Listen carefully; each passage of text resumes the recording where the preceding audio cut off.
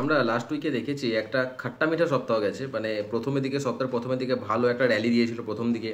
তারপরে 2-3 দিন ধরে কিছুটা ডাউন ডাউন ডাউন যাচ্ছিল মার্কেট, এবং আমার মনে হয় যারা এই ভিডিওটা দেখছো তাদের মার্কেট ডাউন গেলেও কিন্তু তাদের স্টকের রিটার্ন কিন্তু খুব একটা নিচের দিকে ছিল না। মার্কেট ডাউন হলেও কিন্তু স্টকের রিটার্ন মোটামুটি ঠিকঠাক উপরের দিকে ছিল।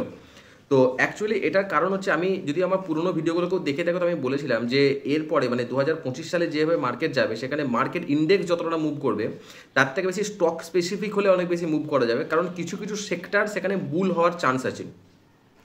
তো এটা নিয়ে আমরা আলোচনা করেছি অলরেডি। তো আজকে আমার এই ভিডিওটার মেন উদ্দেশ্য হচ্ছে যে আজকে আমি আগামী সপ্তাহ মানে যে সপ্তাহটা সোমবার থেকে শুরু হচ্ছে সেই সপ্তাহের জন্য আমি বেশ কিছু স্টক নিয়ে এসেছি। যেমন মিড ক্যাপের কিছু স্টক আছে, স্মল ক্যাপের কিছু স্টক আছে, আর এখানে আছে যারা মানে নিফটি 500-এর কিছু স্টক আছে, যেই স্টকগুলো নিয়ে আমরা আলোচনা করবো এবং তাদের মধ্যে কোনটা স্টার স্টক হতে পারে পরের সপ্তাহের জন্য সেগুলো নিয়ে আলোচনা করবো। ডেফিনেটলি এগুলো কেনা বেচার জন্য নয়, আমি এই স্টকগুলোর নামগুলো বলছি জাস্ট সেগুলো র্যাডারে রাখার জন্য যে কেমন রিটার্ন দিচ্ছে। ঠিক আছে, আমি কেন এগুলোকে মানে সিলেক্ট করছি সেটাও আমি বলে দেবো। তো এই যে নেক্সট সপ্তাহটা আসতে যাচ্ছে না, এই সপ্তাহটা ওয়ার্ল্ডের রেসপেক্টে মানে ওয়ার্ল্ড ইকোনমির রেসপেক্টে কিন্তু খুব ইম্পর্টেন্ট একটা সপ্তাহ। তার কারণ আমরা দেখেছি যে ফেডের একটা মানে কি বলবো বক্তব্য এসছে রেট নিয়ে।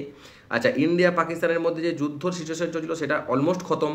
আচ্ছা, এরপরে চায়নার সাথে ইউএসএর একটা ট্রেড ডিল হওয়ার প্রায় মুখোমুখি, ইন্ডিয়ার সাথে ইউএসএ ট্রেড ডিল প্রায় শেষের দিকে, ইন্ডিয়ার সাথে ইউকে ট্রেড ডিল হয়ে গেছে। তো সব কিছু নিয়ে সিনারিও নিয়ে মনে হয় যে আমার সামনের যে দিনগুলো আসছে, সামনের সপ্তাহটা বিশেষ করে, সেখানে মার্কেট ঠিকঠাক রিটার্ন দেবে, খুব বিয়ারিশভাবে থাকবে না, খুব বুলিশভাবেও হয়তো থাকবে না, ঠিকঠাক রিটার্নের জায়গায় যাবে।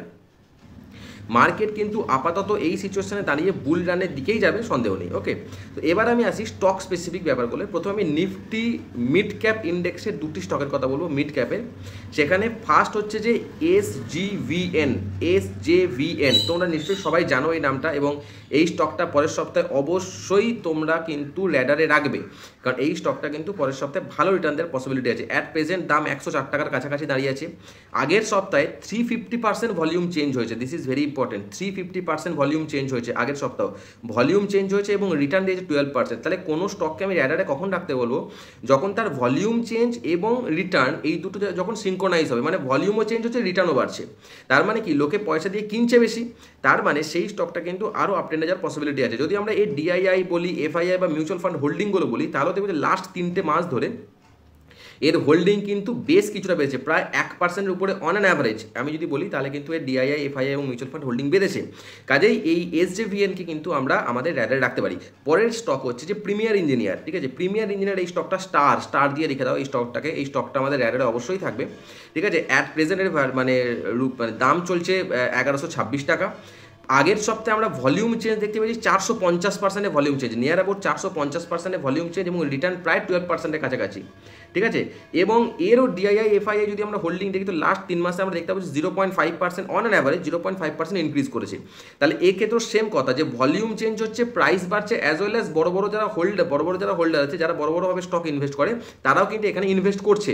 কাজে আমরা বলতে পারি যে এই স্টকে একটা ফিউচার রয়েছে, আমরা এটা কিন্তু স্টার দিয়ে রাখবো। ওকে, এরপর আমি আসি স্মল ক্যাপের 3টে স্টক বলো, স্মল ক্যাপ, যার মধ্যে সব থেকে প্রথম যে স্টকটা বললো সেটা তো বহুল প্রচলিত, প্রচুর আমাদের এখন নিউজে দেখতে পাচ্ছি, সেটা হচ্ছে যে গার্ডেন রিচ ভয়ঙ্কর রিটার্ন দিয়ে এক সপ্তাহে 27% রিটার্ন দিয়েছে। ইমাজিন করা যায় 27%, কিন্তু এখানে একটা কিন্তু আছে। অ্যাট প্রেজেন্ট দাম চলছে 275 টাকা। আমি গার্ডেন রিচকে আমরা দেখেছি, গার্ডেন রিচ এর আগেও কিন্তু বিশাল র্যালি দিয়েছিল, তারপরে বিশাল নিচের দিকে পড়েছিল। ঠিক আছে, তো গার্ডেন রিচ আজকে এত র্যালি দেওয়ার সব থেকে বড় কারণ হচ্ছে যে ইন্ডিয়া পাকিস্তানের যে যুদ্ধ পরিস্থিতি তৈরি হয়েছিল, সেখানে আইএনএস বিক্রান্ত আমরা দেখেছিলাম একটা বড় রোল প্লে করেনি, বাট প্লে করার ইয়েতে ছিল। আমরা ফেসবুকে, সোশ্যাল মিডিয়া সবসময় দেখেছি bad boy, the giant, the monster, এরকম ধরনের ওকে ট্যাগ দেওয়া হয়েছিল, কারণ মানে পাকিস্তানের সঙ্গে যুদ্ধ বা বাংলাদেশের সঙ্গে যুদ্ধ, এই দুটো ক্ষেত্রেই কিন্তু গার্ডেন রিচের মানে এই যে ওয়ারশিপগুলো, মানে যেটা আমাদের নেভি যেটাকে আমরা বলি না, তো ইন্ডিয়ার যে নেভি, তো নেভিতে তো গার্ডেন রিচের বড় ভূমিকা আছে, তো ইন্ডিয়ান নেভি কিন্তু একটা বড় ভূমিকা পালন করবে। ঠিক আছে, তো সেই জন্য একটা সেন্টিমেন্টের জন্য কিন্তু গার্ডেন রিচ কিন্তু এত বেশি বেড়ে গেছে।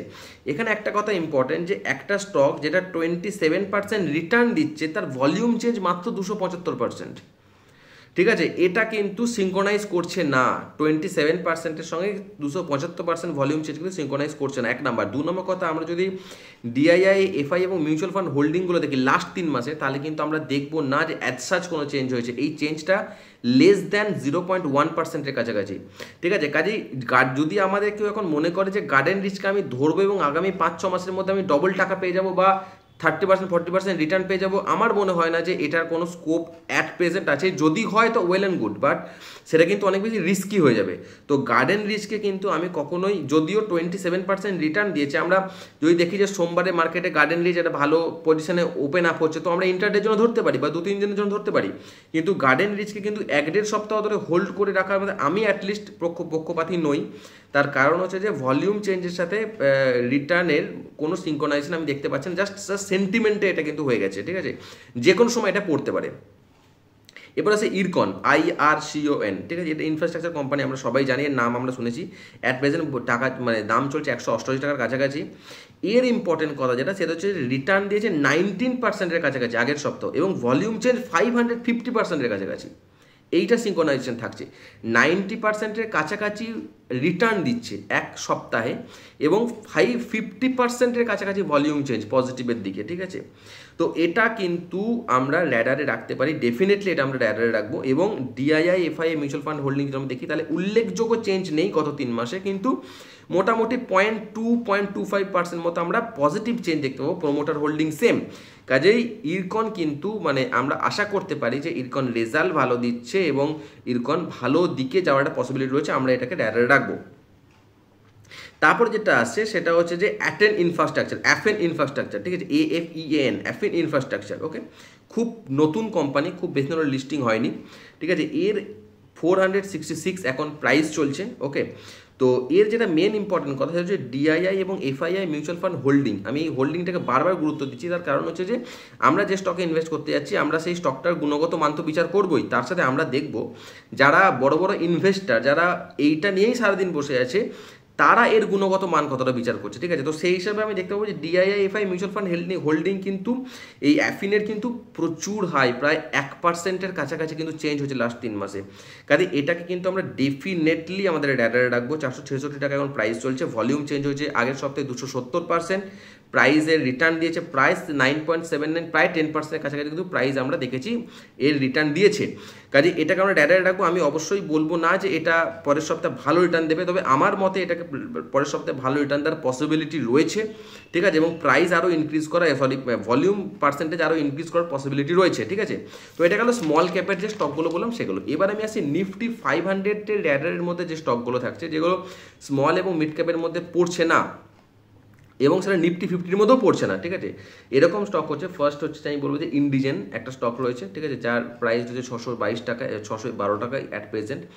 এর কিন্তু ভলিউম এবং প্রাইস, এটা দুটোর মধ্যে কিন্তু সিঙ্ক্রোনাইজেশন নেই। আমি তাও বলছি ভলিউম প্রাইসের মধ্যে সিঙ্ক্রোনাইজেশন নেই। আমি স্টকটার নামটা শুধুমাত্র বললাম কারণ আগের সপ্তাহে 14% মতো রিটার্ন দিয়েছি। ডিআইআই, এফআইআই ঠিকঠাক, মানে ঠিকঠাক না, যথেষ্ট ভালো। ঠিক আছে, এর একটা ব্যাপার আমি এটা খুব উল্লেখযোগ্য, আমি যেটা দেখছিলাম যে এর ডিআইআই এবং এফআই হোল্ডিং না লাস্ট 3 মাসে যথেষ্ট বেড়েছে। ঠিক আছে, কিন্তু যেটা হচ্ছে যে অ্যাট প্রেজেন্ট দাঁড়িয়ে যেখানে একটা স্টক 14% রিটার্ন দিয়েছে, সেখানে ভলিউম চেঞ্জ মাত্র 168%, মাত্র 168%। এটা একদমই মানে আমরা যদি ভলিউমটা দেখি না ডে ক্যান্ডেলে, তো ভলিউমটা না ডিক্রিজিং ভলিউম আমি দেখতে পাচ্ছি, মানে খুব ছোটো ছোটো ভলিউম তৈরি হচ্ছে। এর কারণ হতে পারে যে এটা খুব মানে নতুন স্টক, খুব কম দিন হলো লিস্টিং হয়েছে, তার জন্য বেশি ট্রেডিং ভলিউম নেই। বাট স্টিল আমরা তো ভলিউমের চেঞ্জ দেখতে পাবো না, তো সেটা কিন্তু নেই। ভলিউমের সাপোর্ট কিন্তু এই স্টকে একদমই নেই। কাজেই আমরা যখন একটু লংয়ের জন্য ইনভেস্ট করবো, ডেফিনেটলি আমরা ভলিউমের সাপোর্টটাকে সবার আগে দেখবো, কারণ price can be manipulated but volume cannot be. আমাদের কথাতেই আছে না, যারা প্রাইস অ্যাকশন নিয়ে পড়াশোনা করে। তো এটাকে আমরা র্যাডারে রাখবো, যখন আমরা এটাকে পিক করার কথা তখনই ভাববো যখন আমরা ভলিউমের সাপোর্ট পাবো, আদারওয়াইজ কিন্তু নয়। ওকে, আর একটা স্টক আছে, সেটা হচ্ছে যে নামটা সুমিটোমো কেমিক্যাল। ঠিক আছে, আমি এই স্টকটা জাস্ট, আমি সত্যি কথা অনেস্টলি স্পিকিং, আমি স্টকটা নিয়ে কোনোদিন পড়াশোনা করে আমি দেখিনি। আমি স্টকটা নিয়ে আজকে প্রথম আমি দেখলাম। ঠিক আছে, সুমিটোমো কেমিক্যাল, কিন্তু এর যে মোস্ট ইম্পর্টেন্ট যেটা, যার জন্য আমার মানে এটা নজর কাড়লো সেটা হচ্ছে প্রথমত ডিআইআই 1%-এর উপরে হোল্ডিং বাড়িয়েছে লাস্ট 3 মাসে এবং মিউচুয়াল ফান্ড 0.83% হোল্ডিং বাড়িয়েছে এই স্টকে। ঠিক আছে, ডিআইআই এবং মিউচুয়াল ফান্ড মিলে 1.83% হোল্ডিং বেড়েছে এই স্টকটায়। ঠিক আছে, এফআইআই হোল্ডিং আমি দেখলাম যে 0.2%-এর কাছাকাছি বেড়েছে লাস্ট 3 মাসে, কিন্তু ডোমেস্টিক ইনস্টিটিউশন কিন্তু এই সেক্টরে, এই স্টকটায়, কেমিক্যাল সেক্টর স্টকটায় কিন্তু খুব মানে প্রায়োরিটি দিচ্ছে। ঠিক আছে, SUMITOMO এটা হচ্ছে নাম, SUMITOMO কেমিক্যাল। ওকে, তো এই স্টকটাই কিন্তু আমরা একটু আমাদের র্যাডারে রাখবো অ্যাটলিস্ট 5-6 মাসের জন্য। তার কারণ এটাকে আমরা অবশ্যই আমরা ওয়াচ লিস্টে রেখে দেবো, তার কারণ এর যেহেতু ডিআইআই এবং এফআইআই হোল্ডিং যথেষ্ট বেড়েছে এবং এই স্টকটার আমি যদি দেখি যে অ্যাট প্রেজেন্ট দাম চলছে সম্ভবত 538 টাকার কাছাকাছি। ঠিক আছে, প্রাইস মানে রিটার্ন দিয়েছে 3.36%। যদি আমরা প্রাইস অ্যাকশন দেখি তো লাস্ট দিনে দেখবো যে একটা বড় ক্যান্ডেল তৈরি করেছিল, তার আগে কিন্তু খুব বেশি ক্যান্ডেল তৈরি করেনি। ঠিক আছে, মানে ঠিকঠাক রিটার্ন ছিল আর কি। আর ভলিউম 182% বেড়েছে, 182% মতো ভলিউম বেড়েছে, যেটা খুব একটা বিশাল ভলিউম বাড়া নয় এক সপ্তাহের রেসপেক্টে। তো এটাকে জাস্ট আমরা আমাদের ইয়েতে রেখে দেবো, মানে ওয়াচ লিস্টে রেখে দেবো, দেখবো এর মোমেন্টাম কেমন হয়, কিন্তু এটাকে আমরা ডেফিনেটলি রাখবো ওয়াচ লিস্টে।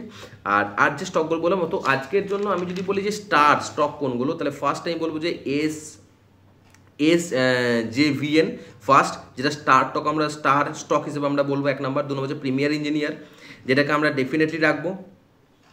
3 নম্বর হচ্ছে যে FN ইনফ্রাস্ট্রাকচার, এটাকে কিন্তু আমরা আমাদের ইয়েতে রাখবো, মানে স্টার হিসেবে রাখবো। আর হচ্ছে IR ইরকন।